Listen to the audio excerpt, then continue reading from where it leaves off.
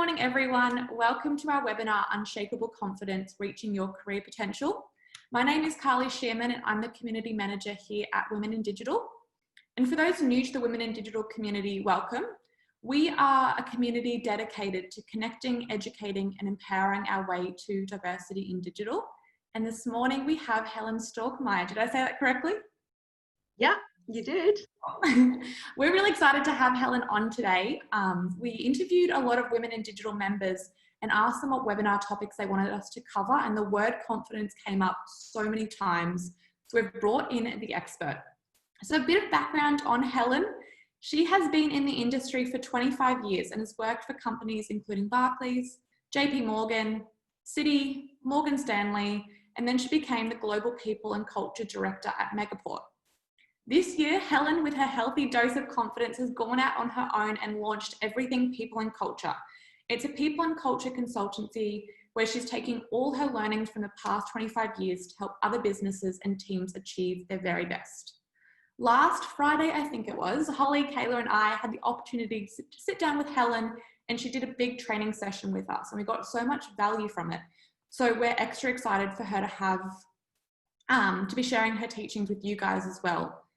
What's going to happen is I'll hand over to Helen, and for the next 40 to 45 minutes, she will share with you her professional journey, how she's battled with confidence, and pass on the tips that she has and how she's developed her own unshakable confidence. And then what will happen is I will jump back on, and Helen and I will work to answer all your questions. With that, Helen, I'm going to jump off and leave you with it.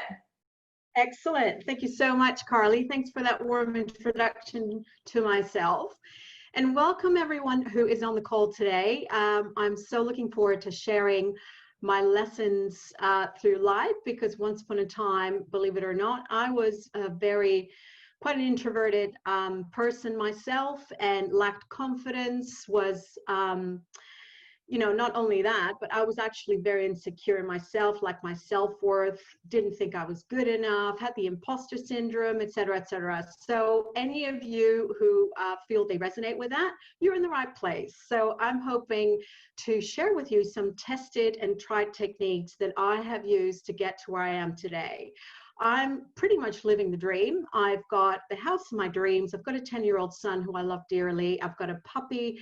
I'm doing what I absolutely love, which is empowering others, especially women, and no offense to men if there are any on the call, but it is really about empowering others to become their best versions. And to get there, it is about building that confidence. And word of caution, everyone on the line, it doesn't happen overnight. It takes it takes effort, it takes energy, it takes practice and discipline. And I'm going to share with you how you can do it today. Okay, so I'm trying to forward my slide here, but there we go. So in this session, we're going to fly through this. There's only so much time and so much content I can share with you, but what I do hope to share and that you'll come away with is all my sessions are always very practical. I believe in giving people the tools so that they can go and implement them right away. So defining confidence and self-esteem is something really important for you to understand, because they're two different things, and I'll go into more detail as to why and how. Then we're going to be looking at validating yourself. So establishing a solid foundation by defining your personal values and purpose in life. And a bit like building a house, if you don't have a solid foundation, it could really tilt over. Remember the three little pigs? It was the stone house that actually survived the blowing of the wolf. But anyway, if you know that that story of the little pigs. But anyway, it is about that solid foundation. And I pretty much share that with you today. Typical blockers, we all know our blockers. My goodness, how many times have you, self-sabotaged by thinking, oh, I can't do this, oh, what if, and oh, you're not good enough, and oh, what will they think, and all that stuff. I'm going to talk through all of that and more and help you replace it with a winning mindset. Taking action is obviously the cherry on the cake, because if without action, you go nowhere, right? You can think, you can do as many seminars and webinars and books and read books and, talk to people, but without action, it's all in vain. So today we'll be talking about how to set inspiring goals that work for you to succeed in any area of your life. And I've underlined you for a very good reason, and you'll find out why. So self-esteem and confidence, they're actually two different things, believe it or not. And people always sort of, generalize and say, oh, I like the confidence. But confidence is the belief that you can do or achieve something in order to push yourself towards your goals, right? But then self-esteem is something that's even more innate, and it's in your subconscious mind. And that is used to describe your overall sense of self-worth and personal value. Self-esteem is the very part of your brain that tells you whether you're not good enough, you suck at this, what are other people going to think of you. And it's the shitty committee that I'm going to introduce you to later on. The shitty committee is the committee in your head, but we'll look at that in more detail. So in other words, this is more about how much you like and appreciate yourself. Asking why you want more confidence and self-esteem. What will it give you, and why is it important to you? Now, I'd like you all to share this with, if you feel comfortable, I'd really love it if you could use the chat box and actually share what the one reason is that's important to you, that will, the why, finding your why you want more confidence and self-esteem. What is it going to allow you to do? So please, if you could use the chat box, could you please put in one specific reason that you feel that's important to you? And Carly, I'll let you monitor that in terms of, answers coming in, if any. And just use the Q&A box if you don't mind. If you're not comfortable doing that, that's absolutely fine. But it's usually, you'll get more out of it if you can actually put something in there. So, keep that in mind as you go through this session.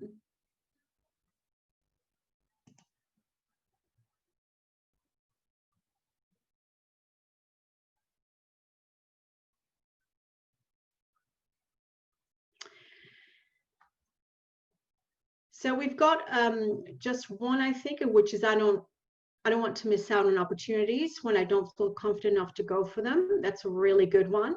And there's usually very specific reasons why this might be happening. Becoming successful in business and be financially independent. And that takes a lot of energy and motivation. Reaching my career potential.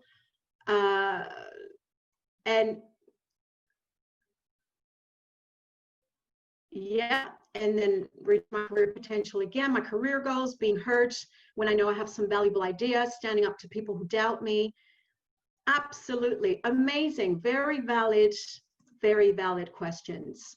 And these are all questions and actually important reasons that will hopefully be uncovered today. And I will give you some tips and techniques to help you get there. So hopefully you'll come away with some really valuable insights and tools. But before I go there, I want to share my story. I'm all about transparency, authenticity, and I don't want to feel like an imposter. So I'm going to share with you why I'm an authority in the space and why I feel really comfortable talking about this. So, because as I said, once was, I'm still quite an introvert, but I've become more of an extrovert as well. But I was quite an introverted individual when I was young. And I'll give you a bit of a setting here. So I'm half Dutch, half Spanish, for those of you who are wondering where my accent's from. And I came, my father being Dutch, my mom's Spanish, my father worked for a big multinational, and we traveled around the world every 5 years. So you can imagine for a child how destabilizing that is. So every 5 years, I had to leave my friends behind, my schools, learn a new language every time, start to understand a new culture. And that can get quite taxing on a child but although you're sponges, you take in a lot, but it really destabilized both myself and my sister.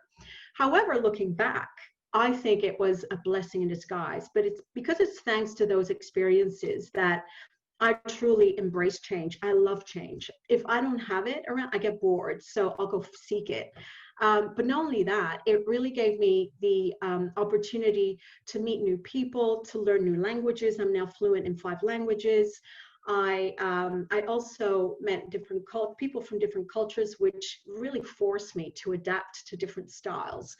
And also, I have had the opportunity to work in different countries, which has really added to my corporate experience as well. So before I launch into the corporate experience, I just wanted to share with you the moment where things clicked for me. And this was when I went to the International School of Geneva, hence my accent, because we all have the same international accent. And I finished early. I was 17, probably way too young to go to university, didn't really know what I wanted. I'd always had my nose in psychology books since the age of 14. Psychology fascinated me. I was always passionate about what makes people tick. And so that was really my passion, and wanting to understand why certain people did things and why were they successful and others not. So I launched into a lot of research. I was reading books galore since I was 14. And then by the end of it, I thought, yes, I want to study psychology. And then my father voted against it, and he said, psychology, what are you going to do with that? It's not going to pay your bills. All you need to do is just join a corporate and you will definitely learn all about human psychology. And he wasn't too wrong, to be honest. But anyway, so I let myself be influenced by my father. And I may add, it was my father's dream to go to university. It was my father's dream to do economics. It was my father's dream to join the banking industry, because that's what I did. And so I joined the banking industry. I joined the graduate program, and it gave me amazing opportunities, a fantastic foundation to my future. It taught me, business development, hard work, dealing with other people in a corporate context, etc. So it was great, a really good experience. I was a credit risk analyst, and the bank gave me the opportunity to work in New York, in London. I started in Geneva, Switzerland. Anyway, so from there, I went to New York for a couple of years. I was offered a permanent contract there, which I turned down. I missed Europe too much, and New York really wasn't for me. Although I loved it at the beginning. As a tourist, I'd still go back any day. It's a beautiful city, but I didn't like it to live. So I went to London.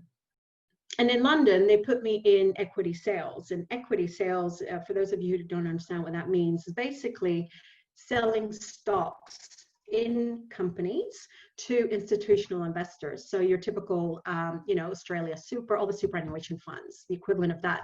And I was on the French desk because I'm fluent in French.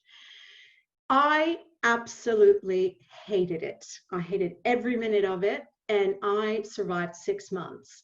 But for 6 months, I was chipping away at my own confidence, my identity, my self-esteem. Everything was crumbling, and I didn't know it until one day I was sitting on the trading floor. I had 4 screens in front of me, Bloomberg, Reuters, email, Excel spreadsheets, and phones going at 5 miles an hour, and anyone would have to pick it up. And everything went blank. My screens were Chinese to me. I didn't know what was happening, but my body had shut down. And that, my friends, was beginning to a real big breakdown for me. I entered a very dark time in my life. I hit a depression, but it also led me to resign. And I literally resigned there and then that day. I completely lost myself. And that's where my soul-searching journey started. And in hindsight, instead of a breakdown, it was a real breakthrough for me. It's thanks to that breakdown that I really took the time, a year to be specific, a year out to really think who I was, what I was about, my identity, my values, everything. Because what I'd noticed was I had been living my father's dream, not mine. And it's really difficult to feel empowered and feel like you've got control of your own destiny when you're living someone else's dream. So with that in mind, guys, and I'll unfold a bit more about what my journey composed of by sharing with you what I did to get where I am today. I'm incredibly happy. I feel empowered. I'm living my dream. I'm passionate about what I do. And let me tell you, I've gone through hell and back. But when you're at the bottom of the barrel, the only way is up. So as my story revealed, there's a really high price to pay when you don't know what's most important to you. And when you don't have clarity around your values, let them know who you are, it can completely make you crumble. So here's some common signs, because I know we've all been through them before. Maybe some of you are going through it now, but don't be alarmed. It's actually a symptom and a sign your body is giving you to do something about it. But all it means is that your life is not aligned to your core values. You feel stressed, you feel tired, and you have this sense that life's controlling you. And then you feel that conflict and you feel torn between two facets of your life. Sometimes you're trying to do something for your significant other or for your parents, or, you don't want to let people down. So what you do, you just go on automatic pilot, because that's the easiest thing to do. Then you're very busy all the time and you just have no time to self-reflect, to sit down, slow down so you can speed up again. And that's what happened to me. But it's not getting you anywhere. And sometimes, those times when you wake up, you go, God, there must be more to life than this. Well, here's the good news. We're actually, and obviously you feel drained. And as I said, you wonder where, there's more to life. The good news is we're going to unravel all this. Are you ready? I hope you're ready. Because once you have the ammunition, you're going to want to do something with it. And I'm going to encourage you to actually challenge yourself. So action requires motivation, right? And motivation comes from inside. It's more like that inspiration that's ignited once you know what your values are and once you know what you're all about, because only then will it really reinforce that course of action.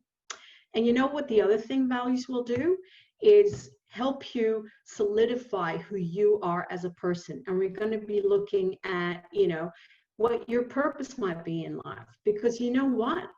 Once you are fully embracing that person of who you are, that beautiful soul that you are, you will be able to say no more often. You will be able to present without feeling shaky and nervous. Yes, we all feel nervous. If you didn't feel nervous, you probably wouldn't present as well. But it would also, help you really navigate your career in the way you want and feel is right. Because values help us move towards and away from certain actions in everyday life. And they're non-negotiable. When you represent who you are, you become really grounded. And not only that, you will be so confident in saying no when you need to say no. Because when you say yes to others and you mean no, you're saying no to yourself. Never forget that. And believe me, values, you all have them. You all have them. You just need a bit of help of extracting them because largely they're unconscious. They lie in your subconscious brain. And at the deepest level, they're the ones that drive your true purpose as a human being. Now, talking about human beings, whoever said we were human doers? We're human beings. It's the art of being, not doing.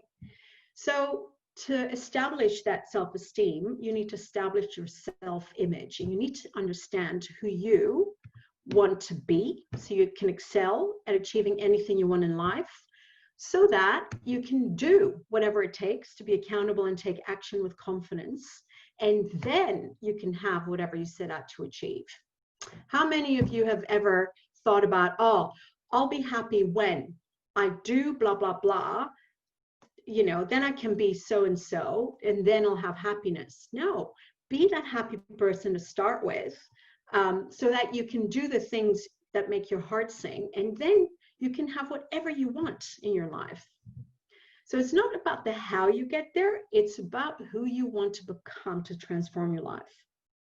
And I'll explain that in a bit more detail. So one quick example that comes to mind is I was never a runner, right? And I lived in London at the time, and I wanted to run a 5-kilometer run. I mean, hell, all I did was run for the tube, the underground. That's all I could run, and still I'd be out of breath. But then I smoked, I drank, I went out a lot, and so I asked myself, so who do I need to be able to run those 5K? And so I stopped smoking, believe it or not. I stopped smoking, I stopped drinking, I went out less, and when I went out was during the day, so I could have coffee instead of wine. But I committed myself to doing that for 8 weeks. And from, I would do 500 meters, walk, run, and then 1 kilometer. And then it went to 3. And I found a buddy who would run with me to keep me motivated. And then I set myself a very specific goal, which was to run 5 kilometers in 30 minutes. For me, that was like, oh my God, I'll never be able to do that. But I did. And guess what? I ran it in 27 minutes. I was really proud of myself. But this was all because I first set out who I needed to be to commit myself to doing that. And what I also included was running it for Breast Cancer Foundation, for the research center of breast cancer, all because my mother-in-law had suffered from breast cancer. My best friend had also. So for me, it meant a lot, and it was part of contributing, giving back. So I really enveloped all my values in my goal, and I achieved them. And I was so proud to have run under 30 minutes. I set myself another goal, and I ran 10 kilometers. And although I didn't do it within an hour, I did it in 1 hour and 5 or 10 minutes, I can't remember now, but I did it. And it was thanks to the fact that I established my first goal, even though I didn't think I could, well, I had to believe I could do it. Again, I had to be the one who knew she could run 5 kilometers. But, so as I said, knowing who you want to become. So do you guys remember, because we went through the, Black Lives Matter, I thought it was quite relevant to put Rosa Parks in here. She's such an admirable character. She's the one who sat in a bus in the white section and was told to get off, to stand up and sit in the colored section, and she refused. She absolutely downright refused, and she created some real havoc, but she refused to surrender. And as a follow-up to that action of resolute, dignity and justice, she actually changed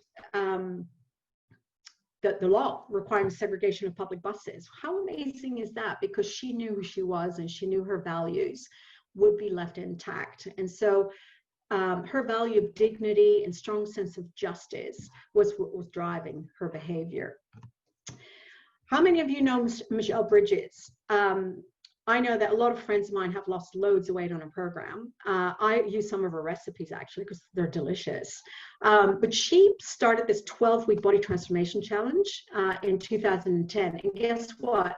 To date, over 1 million kilos have been lost across the Australian Republic. Can you imagine that her mission was to help Australia lose weight?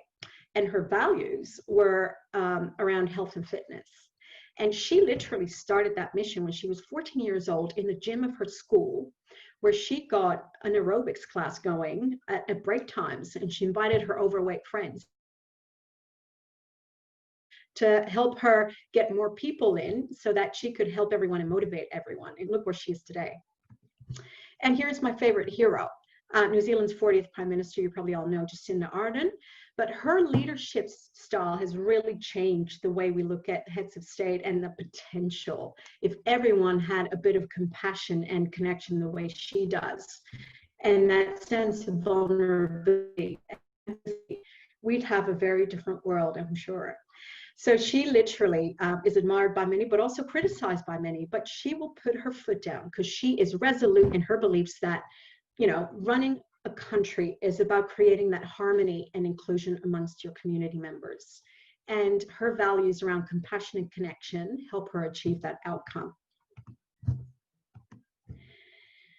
So I hope I've given you a good few examples in terms of what happens when you honor your values. 4 things happen. You spur on that desire and helps build that steam for action. You undermine that critical. Just talk a little bit more in detail in a minute, because action based on values is so much more powerful than the critical voices, reasons for not taking it. And you know what? We'll live much more fulfilling lives because we're in alignment with who we truly are. And self-esteem and confidence become natural qualities and drive the goals that you set yourselves. So remember the goals that you had at the beginning? Hopefully you'll have a different perspective on those once we finish this webinar. So how do we start this whole personal about, how do we uncover that? Well, we first start with contemplating and reviewing, you know, asking yourself what's truly important to me in life. And now I want you to participate with me, guys, because I want you to get the most out of it. And it's all about sharing, because the more you start putting your brain into gear, you're going to start creating synapses in your brain that will make this so much easier when you come offline and actually try it by yourself. But if you wouldn't mind sharing either through the Q&A or the chat box, what is truly important to you in life? So ask yourself, what does that mean to me? And I'll give you a really good example. If money is important to you, then perhaps it's because it means it gives you a sense of achievement, security, freedom, independence, whatever it is for you, that's your core value. So for me, I was unemployed, I'm a single mom, but money it gives me the freedom to do the things I absolutely love and enjoy. So that for me, freedom of expression, sense of independence are really important to me. But also this learning. So money will allow me to develop myself further, to grow. So that's me in a nutshell. What is truly important to you in life? What are some of the things that come to mind? If you wouldn't mind sharing that, I'll give you a minute to share on the screen so that we can see what comes up for you guys.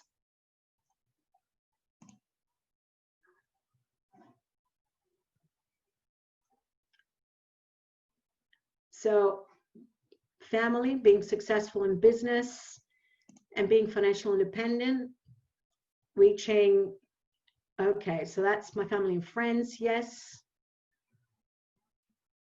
Oh, I see. Laura went to the Riverside School, International School of Zooplers. So you probably have my accent. Sorry. So family and friends. Okay, being financially independent and successful in academia. Absolutely. Have a positive impact on people I meet in my life. Beautiful. Anything else? So positive impact, Kayla, will be an important for you, important value for you in life. Financial independent, Laura, will be one for you, but you know, and successful in academia. But then what might be a question for you to ask is, why is being successful important to you? And what does that look like? Stand up to people who doubt me. Oh, that was part of the recent one. So Joanne, hey, Joanne's a friend of mine. Becoming successful in business and be financial independent. Absolutely. Independence is probably a really important one. Successful in business, but what will that give you? What's important about that? Family, absolutely. So with some of these examples in mind, we got a new one. Freedom and independence and control of my own life. So that's control over my own life, freedom and independence. Excellent. Beautiful values, guys, but these are the very, you can actually drill down even further by saying, okay, well, let's take independence. What does independence mean to me? What does that mean? Right? For me, it gives me the freedom to be able to do what I want, when I want, and how I want. And for me, it's independence by getting more money, you know, or not that that is my key value. So for me, it's things like integrity, growing by learning, you know, contributing to the community, very important to me.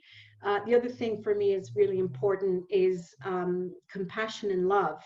The other one is being free, you know, just freedom of expression, as I said earlier. Spirituality is a really important one for me as well. Why? Because it brings me back to my essence. Because sometimes we get so busy in life, if we don't have that sense of self and we are mindful about what's happening, we get lost and we start, you know, this is when we easily go astray. Oh, I'm too busy. And all of a sudden the excuses start coming and you start jeopardizing your own success. I'm too busy. Yeah, whatever, you know the stories. So once you've come up with a list of values, and I really recommend and suggest you do this in your own time, really, I would even go as far as buying a diary, and I'll show you another online tool that one of my wonderful coaching clients has recommended, and she uses it every day, actually. I'll show you that up in a minute. But if there's something really important that happens in your brain when you write with a pen and paper. There are synapses that happen. It's like connections of neurons in your brain that create new pathways when you start writing your goals, when you start writing what your values are. And there's something that cannot happen when you're typing. And it's more the act of writing that makes it really powerful. So just keep that in mind. But I'm going to give you a challenge this week, guys. So I want you, over the next 7 days, I want you to first come up with your top 7 values. And here's an example of some values. A lot of them are mine, but authenticity, as I said before, were very important. I didn't have confidence. So many years ago, it was confidence, which I feel I've got now. So I haven't put it in there, but integrity, passion, making a difference, very important to me. And those might be relevant to you as well. So just, and another exercise that's really useful to do is to sit down and think about a time where you were happiest in your life. So what was it about that time that made you so happy and passionate? Or, and those are actually really good examples that will also show you what your values are really about. Okay, so this is the cool app that my client has recommended I look at. It is actually called Dailyo, but I'll give you a quick run through in a minute. So the third thing you need to understand, so it's contemplate and review your values. Think about a time where you were at your happiest. What was it about that time that made you so happy? Secondly is structure your values, and then and then the third one is commit. So committing is the action I'm talking about. So again, it's all about then reflecting on your life, looking at the various areas. So that could be friends, family, friendship, family. It could be health and fitness, spirituality, learning, career, finances, relationships, etc. So look at all those areas of your life and see how you're expressing those core values. Are they appearing in those areas of your life? If not, set some goals to help you bridge the gap. And sometimes it might even mean that's why I'm not so happy with XYZ, because my values are not being aligned. So, as I said, that challenge over the following week, I want you to observe the way you live your life, have that notebook handy and take some notes, and track the way you're spending your time every day for the next 7 days. So write down each time you feel fulfilled, no matter how short. It could be just walking your dog, or letting the sun rays, hit your face, or standing in the grass. It could be anything, but just write it down. And by the end of the week, you should have a good few examples that capture your core values. And that app I was talking about is Dailyo. And it's a really cool, funky app. And it's basically every day it asks you, how are you? And so it's are you happy, good, blah, and then you can actually write notes. Where are you when you're feeling this way? And you can actually add your notes that way if you really don't enjoy writing with a pen. And that's cool. There's an app for that too. All right. So this leads us to defining purpose and mission statement. So, as I was talking about before, it really is about, for me, it's about helping others fulfill their potential and really empowering them to find that something that will drive them to get even more success in their life. Enjoying life for what it is in every moment. So being in the moment, for me, that's all about, okay, taking time out to meditate. I'm very spiritual, so I meditate religiously every day. I've done that for over 18 months now, and it's changed my life because mindfulness is so important, being in the moment. And sharing my knowledge, doing, and giving back to community. So I'm a volunteer on many different charities, and challenging myself. I want to learn. I want to, progress myself. I think that we never, ever stop learning, ever, even when, before we die. So, and it's important that you keep on growing. But to do that, you need to be able to step out of your comfort zone. So how ready are you to do that? Now that you've uncovered some of your values and where you should focus over the next 7 days, have a think about what your purpose in life could be. So some of you might have it really clear, others not so much.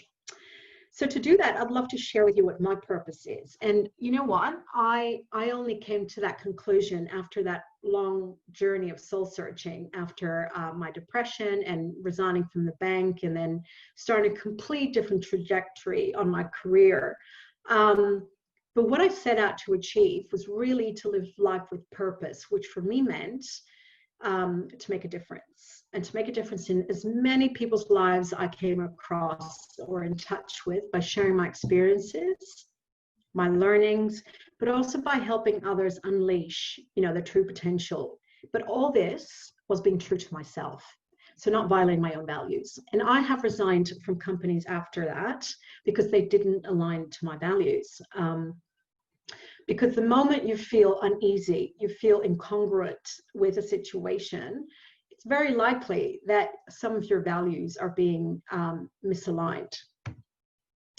So let's go into the more juicy topic, which is the typical blockers, the self-saboteurs, the ones that say, you can't do it, I'm not good enough, all that stuff.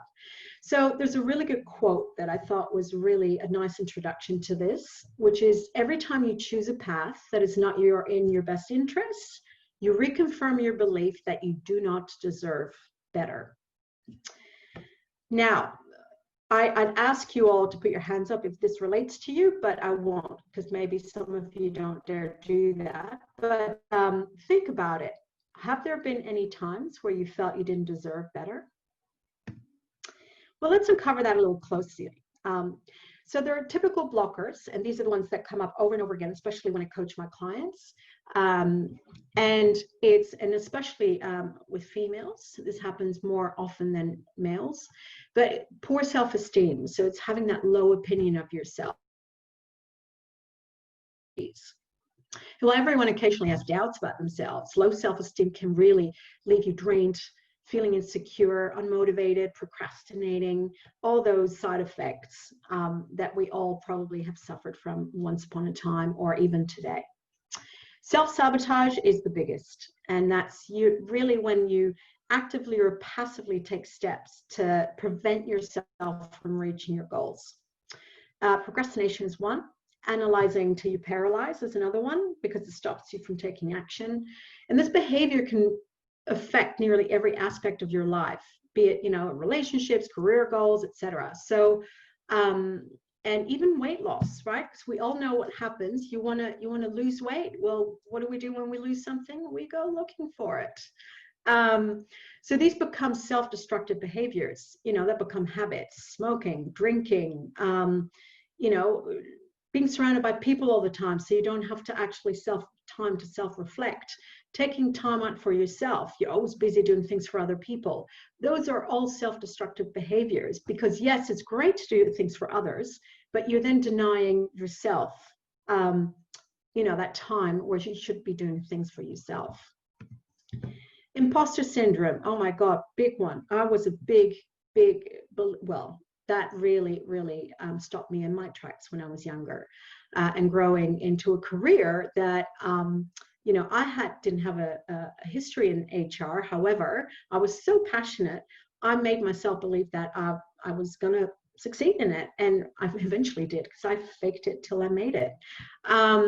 And if you haven't seen that TED Talk by Amy Cuddy, I strongly recommend it. It's brilliant. Amy Cuddy really, puts it to you in terms of fake it till you make it, and you will become it. And it's a TED Talk I strongly recommend you watch if you haven't seen it already. But the imposter syndrome, again, very, very common amongst women, especially professional women, is a psychological pattern in which one doubts one's accomplishments and has a persistent internalized fear of being exposed as a fraud. And guys, so that you know, fear, all it is false evidence appearing real. Fear, false evidence appearing real. It hasn't even happened. And we spend so much time getting anxious and worried and, you know, spending all this energy that could be spent towards going, okay, well, I'm going to make the best of the situation, and this is how I'm going to do it. Instead, we use all that energy to start fearing of what might happen, which, again, false evidence appearing real.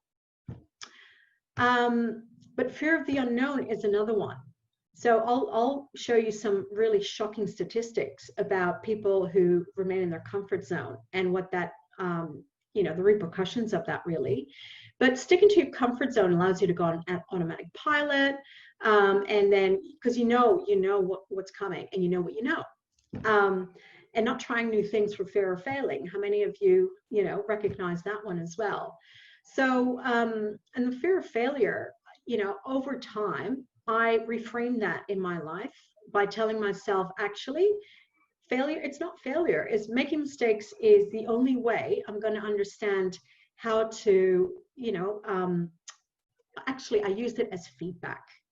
And that feedback, you know, I then integrated into the next action to make sure that I was learning from what I was doing wrong. So failure is just a perception. And it's perception that, you know, has been put upon us through school, academic, you know, the academia, even as you know, as early as prep, or, you know, just school days when we were small. You either got it right or you got it wrong. And if you got it wrong, you failed at a math test, or, you know, so it's really that ingrained societal behavior that we have now taken up as our own beliefs. Anyway, so fear of the unknown is a really big one for us. So what do we do then? So do you remember the Shitty Committee I was talking about? Shitty Committee is in your head. So it's a committee of different critics that sit around the table, obviously, you know, metaphorical table. And those critics could be your mom, could be your dad, could be that teacher that you never liked, that told you were shit at something. It could be a boss that always put you down. Who knows? But those critics should all get names. And you know, with those names in mind, you should actually start calling them those names. So I've got my father was an inner critic. I mean, my Shitty Committee is now my best friend, and I'll tell you why in a minute. But as long as you understand your inner critic only wants to protect you. Weird, right? It really does, because there's a primitive side of our brain, the amygdala, which is a tiny apricot-like, you know, shape, size, which is our primitive brain, which always sits in fight or flight mode, ready to, you know, to help you, to protect you from that saber-toothed tiger. And anything that feels threatening, you will go into that mode, and your inner critic will come in to go, hey, don't do that. You can't do that. You've never done it before. Don't try it. You'll fail, you know. But the only way to get that critic to lower that volume is by accepting it's talking to you. So you need to listen to it, treat it like the risk manager on your committee, and you need to speak it to it and just have a debate with it. And again, it's about justifying or having that conversation with your inner critic. People let it guide them and control them. So just remember, it's there to protect you. And all you need to do is just make it feel safe. Yes, I can do that. In fact, I did something different in a slightly different way, but it did require me to, you know, talk to strangers I don't know, or do a presentation, or yes, I can do this. I've done it before. And this is what I do in my coaching sessions with my coachees, is we give the inner critic a voice, and we give them a name, and whatever name that is. And we start having those discussions, and all of a sudden that fear, that worry, that anxiety dissipates. It's very powerful. But also listen to your inner chatter. How are you speaking to yourself? Are you being nice to yourself, or are you being rude? How would you speak to a friend? Would you use the same tone? Probably not. So just remember that you need to be your own best friend. And what I'd like you to do during the 7-day challenge is to write down all your strengths. And I want you to come up with at least 50 by the end of the week. I know it sounds like a long list, but every day, just write 5 or 7 so that you can reach the 50 mark at some point after 7 days. But also write a whole list of your achievements. And it doesn't have to just be career achievements. It can be achievements of anything. Maybe you've volunteered on a project somewhere, or you have, helped the community with picking up garbage one day, that environment day. It could be absolutely anything. I want you to write them down. Attitude of gratitude. We all know that you can't actually be sad and be grateful at the same time. So writing the things you're grateful for, write down 5 things you're grateful for every night and before you go to sleep, and you'll see that you'll wake up hopefully in a more positive and refreshed state. And just do you. Stop comparing yourself to other people, because you know what? They're not perfect either. I used to compare myself to other people all the time, and it brought me nowhere really, and it was very draining to do that. So just do you. Make mistakes, as I said. Redefine mistakes as feedback, because it'll enable you to improve. And it's very easy to get hung up on things that are out of your control. So go back and look at, whatever issue you have at hand. Try to unfold it and look at what you can control and what you can't. Leave what you can't control and really focus on what you can control, because that gives you your energy and sense of self back again. And do what makes you happy every day. Try to do something that you enjoy, that gets you out of your head, and whether that's walking your dog, spending some time with your kids, if you have any, or your best friend, volunteering, etc. You know what you need to do, but just do it every day.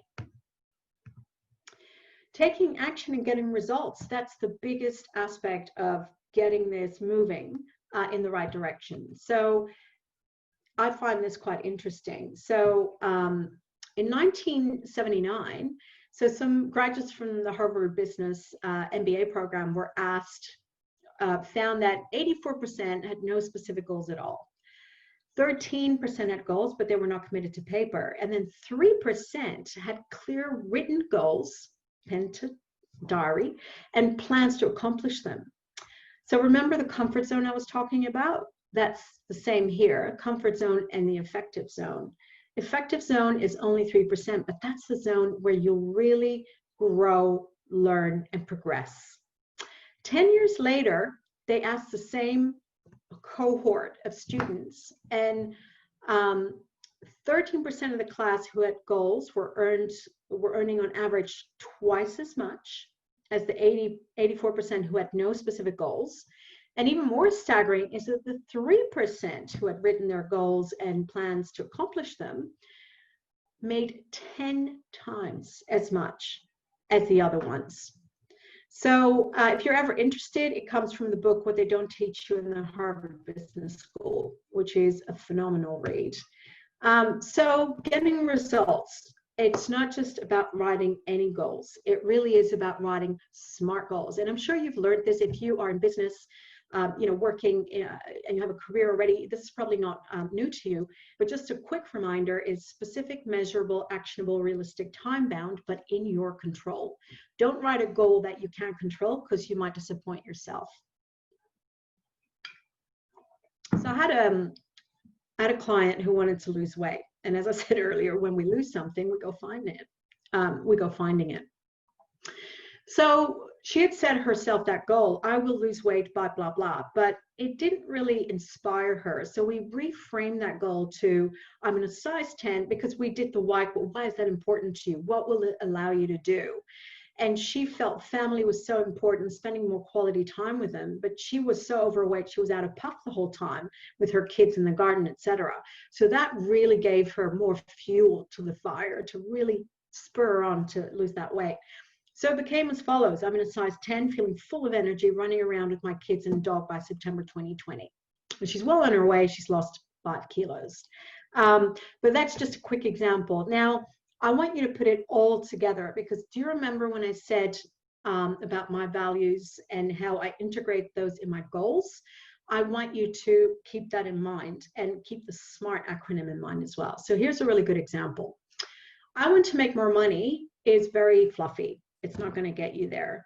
However, if you think about your values, and because you manifest what you think about, so just be very careful how you state your goal and make sure it really incorporates those values that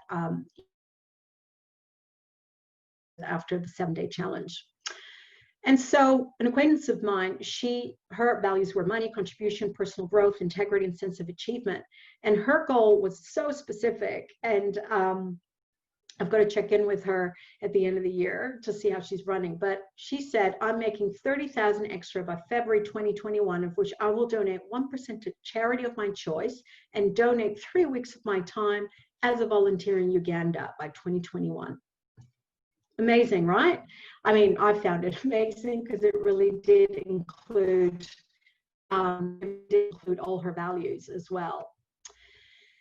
Now, as I said earlier, setting goals requires that clarity and knowing why you want something. So back to that coaching client of mine who wanted to lose weight. Once she understood why it was important to her and included some of her values, she had so much more energy and more motivation to do it and to really stick to her plan, because it does take commitment, but it's a mindset that you need to change. So knowing where you are today and where you want to go will help you establish that plan of action, right? So confidence and self-esteem are really a result of knowing who you want to be, to do the things you love so that you can have the happiness you deserve. Please don't forget that, because you can't just click on the self-esteem button and let it come. It doesn't work that way. You first need to go within yourself, do some reflecting, understand what you're all about, what makes you tick as a person.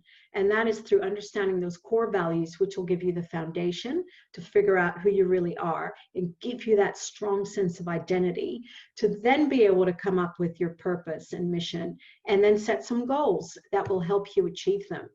So take one action every day that requires you to step outside your comfort zone. And everyone, it's so easy. Just take a different way home than the one you always take. If you always drive to work, take a public transport for a change. If you go to the same cafe, try a different one for a change, and do that for a whole week. Every day, do something different to help you step outside your comfort zone and make that a habit. Because you know what? Your current safe boundaries today were once unknown frontiers. I love this quote.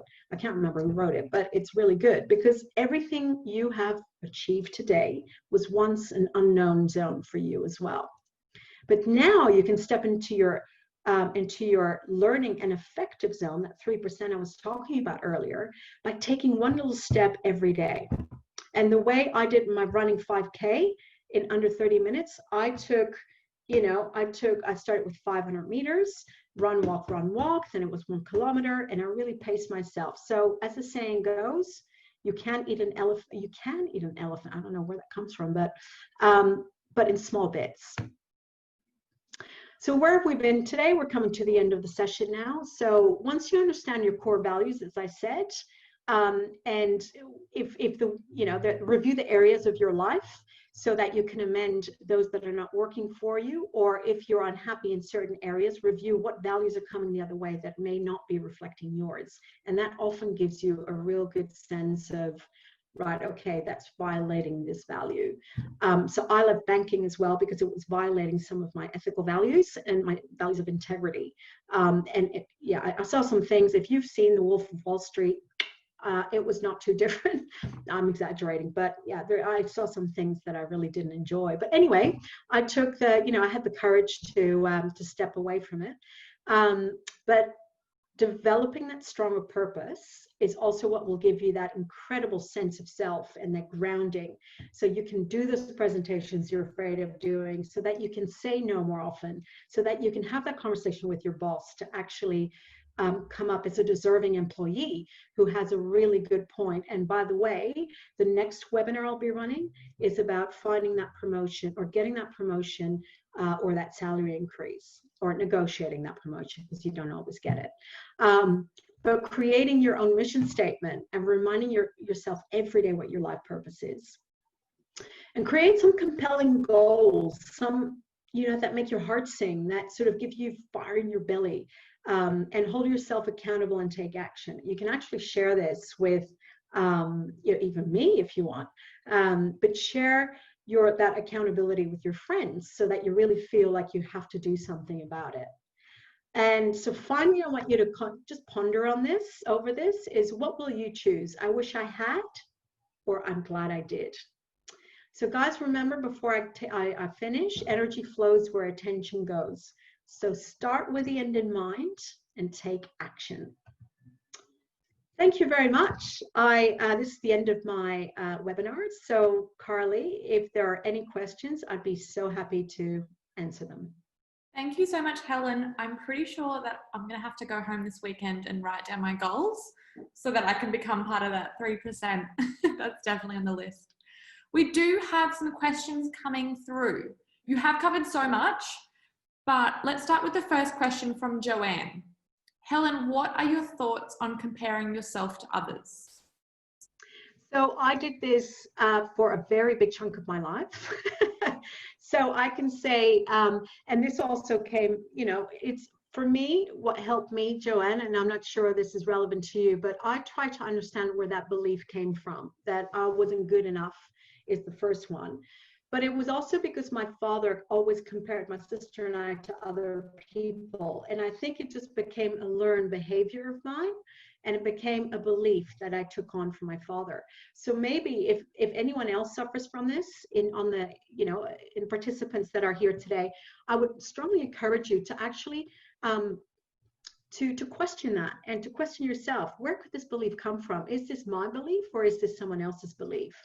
So for me, that was what helped me unleash and uncover that whole sense of I've got my own style, and I sometimes still creeps in sometimes, but now I turn it around. And Joanne, a really good what I've done with that is I still have it sometimes, but what I do is I reframe that inner critic when it comes and says, oh, you're not as good as blah blah.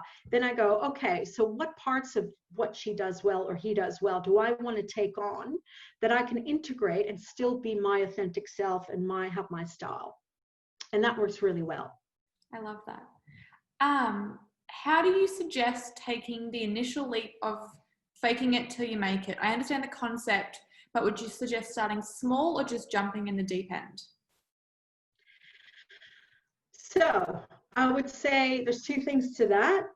Firstly, what's the situation that you are confronted with that makes you feel like you got to fake it till you make it? And if you're not as confident yet, I would say start small steps. So maybe even, so I used to do this at networking events. I hate doing small talk. And I used to literally fake it till I make it. So I pretended to be really interested in being out. I'm a bit of an introvert myself, but I decided to be an extrovert. So I would go to networking events that were maybe smaller, where I faked it till I made it. And what I did, there's a really good acronym that you could use, which is FORM. Carly, you know it.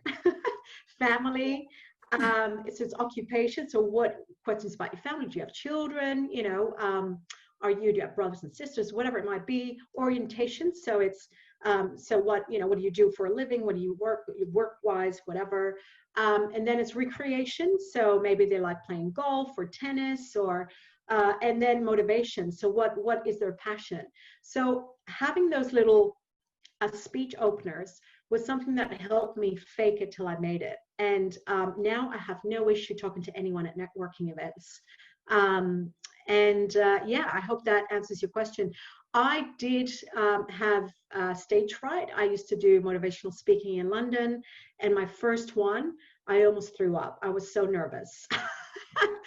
And so I definitely faked it till I made it. But you know what? I had to go through that whole identifying my values, really putting in place my mission and my purpose, because that made me so strong inside and grounded me. And because I was going to talk about it, I could talk about a lot of, with passion and energy, but I had to practice. I had to practice until so visualizing it is actually a really good technique to do as well. So I coach my clients before they have like a big presentation. I get them to visualize what they will feel, look, and sound like, and also what they're going to hear in return. And by visualizing it, your brain doesn't even know reality from imagined. So it's a way to trick the brain, which is why Amy Cuddy actually says fake it till you make it, because your brain doesn't know one from the other. Yeah. I hope that answers your question. Yeah, that's awesome. Last question, because I know it's 11:30, but what if you're just starting out in the industry and you don't want to come across as cocky or overconfident, but you also do want to come in feeling capable and confident? Like I guess, when does it stop being confident and start being cocky and overconfident? I reckon cocky and overconfident can happen when one comes across as thinking they know it all. And especially when you're sitting with an expert, a subject matter expert who's trying to impart information. I think the best way, if you're confident in your field and you're sitting with someone who's got lots of years of experience, I think the best way to do it is, and elegantly doing it, is by asking really good open-ended questions. Yeah. And by asking questions, you still show you know a lot about the subject, but you do it in a very elegant manner where you don't undermine the other person's experience. Yeah, no, beautiful. I know for me, if I'm feeling not confident, that's when I become cocky or kind of arrogant, because I'm like overcompensating. So I think there's kind of a balance of there's no such thing as being too confident, but maybe if your ego's coming into play. Oh, that's such a good point, Carly. Thank you for bringing that up. Absolutely. And no one likes a cocky individual. Yeah. And I think that sometimes, one could be eager to show others how much they know, but I think by asking really intelligent questions, you actually show you know more than you think you know. Yeah, no. If that makes sense. No, definitely. And I know that we have a lot of uni students watching this. I'm sure that question would be really helpful as well. Awesome. Well, look, it is past 11:30 now, so we're going to leave it there. But thank you so much, Helen, for coming on. I got so much value from last week, and I'm really hoping that everyone got value from this today. Thank you so much, Helen, for sharing your time, your insights, your wisdom. I'm sure the community appreciates it as much as Holly, Kayla, and I do. And yeah, we're going to head off. Thank you all. Thank you for the great questions. Really enjoyed it. Awesome. Bye-bye. Bye.